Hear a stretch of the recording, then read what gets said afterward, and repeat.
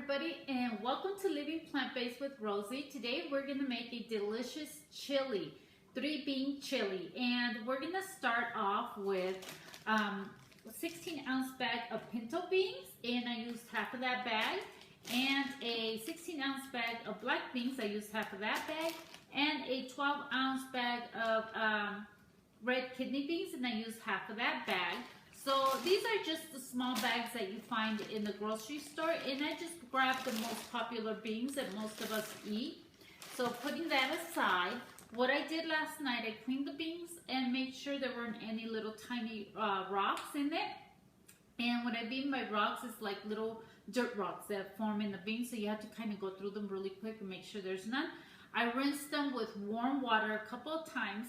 Then I put all the 3 beans in this bowl, and I let them soak with water overnight. So now they just kind of absorb some of the water, and they puffed up, and that kind of gives me an idea of which crock pot am I going to use, the big one or the small one. So in this case, I'm going to be using the big one because halfway through my beans cooking in the crock pot, I'm going to add all my diced veggies and my diced chili and stuff in here and my seasonings. So the first thing I'm going to do is just cook the beans. So I'm going to go ahead and transfer these into my big crock pot. And I'm in there. So they basically already have the water. I'll probably check them within an hour or two, and I'll see if they need more water. So at this point, I'm just gonna cook them like this with a little bit of pink Himalaya salt. And let me grab that. So we're gonna be putting the Himalayan pink salt in there. And that's it. So we're gonna keep it plain and simple. So I have about, I think that was about half a teaspoon, a little bit more in there. And that's it. I'm going to go ahead and cook these, and I'll be back when I have all my veggies chopped up and ready, and this has been cooking halfway through. Been cooking for about, I would say 4 hours. I was supposed to cook it for 3 hours, but I started doing other stuff, and I let it go for 4 hours, so it's been cooking for 4 hours. So the last hour, I think it has about an hour and a half left. I'm going to add the rest of the ingredients. So here it is. At this point, what you could do is check the beans and make sure that you have enough water in there. Mine seem to be cooking very well. They're still just a little bit hard, but they have enough water in there. You don't want too much water, and you don't want too little water, because you want your chili beans to be nice and hearty and thick. And that's when this part of it comes in. We're going to put all our vegetables in there, and our spices, our seasonings, and we're going to make it so it's going to start cooking, and we're going to make it hearty and a little thicker. So first, you're going to use about 2 cups, and this is a little bit over 2 cups of diced portobello mushrooms, and we're going to put those in there. Get all those in there. And then we're going to put 1.5 cup of zucchini. Yes, you're going to put zucchini in it because the zucchini is going to absorb some of that moisture as well. And it's going to give it a little thick consistency that we want in our chili. So we're going to put the zucchini. So 1.5 cup of zucchini, which ends up being around 1 large zucchini. And then you're going to put half a cup of diced yellow onion. Yes, the yellow onion, the sweet one. And you're going to put, oh, excuse me. Ooh. Okay, was going to sneeze and I didn't sneeze because I touched the tip of my nose. Oh my God, the onions. And I'm sorry. You're going to need 1 cup of diced, a little bit over a cup of diced tomatoes. And this, I'm using the red vine tomatoes. You're going to put 1 cup of diced red bell pepper. And you could do the green as well. That's up to you. I prefer to use the green, yellow, and orange And this is optional. I have one diced green jalapeno here. I de-seeded it for the most part, but I left some seeds in there because I like my chili really spicy. And although I don't need a lot of this, actually my husband eats most of it. So he's gonna get a really spicy chili, but like I said, that's optional. Oh, you're gonna put 1 teaspoon of, a little bit over a teaspoon of chili powder. And you're gonna put a teaspoon of cumin in there. Now you could add other seasonings or spices, that's totally up to you. At this point you could add a little bit more salt. I kind of tasted the beans and it was really good with salt, but I think I'm gonna add a little bit more salt just because I added more veggies.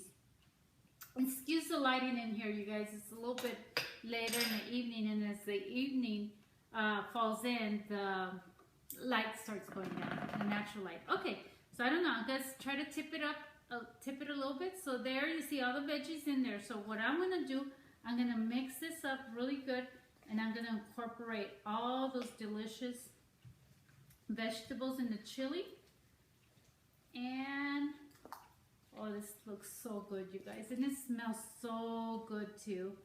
Remember, this is a very healthy, hearty chili for the winter, and it's gonna be very high in protein, and it's gonna keep you very full. So now I'm gonna go ahead and I'm gonna cover this, and I'm gonna let it cook for about an hour and a half or 2 hours. I think about 2 hours should do it on high. By the way, I did cook it on high in 4 hours the first time, so the last hour or 2 hours, because usually I cook all my soups or beans when they're hearty beans like this for 6 hours on the slow cooker on high. So it depends on the slow cooker you have. So I'm gonna put it on high for about an hour and a half to 2 hours, and we'll see how it. Okay, you guys, I'm super excited. So it's about an hour and a half later, and the chili is done. So we're gonna go ahead and open this. Oh, it looks so beautiful, you guys. I have to show you how beautiful it looks. I'm gonna stop the camera really quick, and I'm gonna bring it over here so I can show you guys, and then we'll resume. So this is what it looks like. You can see all the delicious colors, the beautiful colors of the veggies, and you can see the beautiful colors of the beans as well. So what I'm gonna do next, what I did, I went ahead and I got the potato masher and I mashed them up a little bit, just a little bit, because when I was cooking the beans, I wanted to make sure I didn't have too much water, because I didn't want too much liquid in there, in the beans, because then it's not going to look like chili. So what happened, even though I didn't have a lot of water, when I put all the veggies are really water rich, so they release a lot of the water into the chili. So make sure that before you add the veggies, you could extract some of the liquid out before adding the veggies, and that way it'll cook a little thicker and heartier. But nevertheless, it looks delicious and it smells amazing. So what I want to show you guys is that it actually looks like there's ground beef in there. It looks like there's beef in there, but there's no beef. It's all plant-based, oil-free, fat-free, and natural chili. So this is very heart-friendly, high blood pressure friendly, and diabetic friendly. So this is a very healthy way of feeding your family without having to worry about their health. So I'm gonna go ahead and try some. Oh, this just looks amazing. I gotta show you guys again. Look how amazing that looks, and it smells so good. So I'm gonna blow on this a little bit. This is my husband's plate, but I'm gonna taste it. Blow on it a little bit because it's super hot. Oh wow. Oh, and the spiciness is just perfect. Oh wow. You guys, this is amazing. It's so delicious. Yummy. Oh wow. Okay, so You could serve this, you could dice up any veggies that you want to put on top. I usually make a cauliflower cracker that I'm going to be making during the week in another video. But right now I have these flax crackers that I'm going to serve it with. You could either go ahead and crumble them on top or put them on the side of the plate and serve it like that. My flax crackers are from Doctors in the Kitchen, and they're all natural crackers with natural ingredients, and I use those for my husband's soups when I make them. Yeah, so I'm gonna go ahead and serve him this, and I hope you guys enjoyed the video. If you really liked the video and the recipe, please give me a thumbs up, like. Don't forget to subscribe to my channel, and I also have a Facebook channel called Living Plant-Based with Rosie. You could go ahead and join that Facebook, where I put daily information about nutrition and also pictures of what I eat sometimes and what I'm cooking or making for dinner for my husband. I also have my other YouTube channel, Living Raw with Rosie, where I post a lot of recipes, ideas, and health information on how to stay healthy and raw. And I also have my Facebook page, Living Raw with Rosie. You guys could join me there and follow me as well. And thank you so much for all your support, you guys. I'll see you soon. Bye-bye.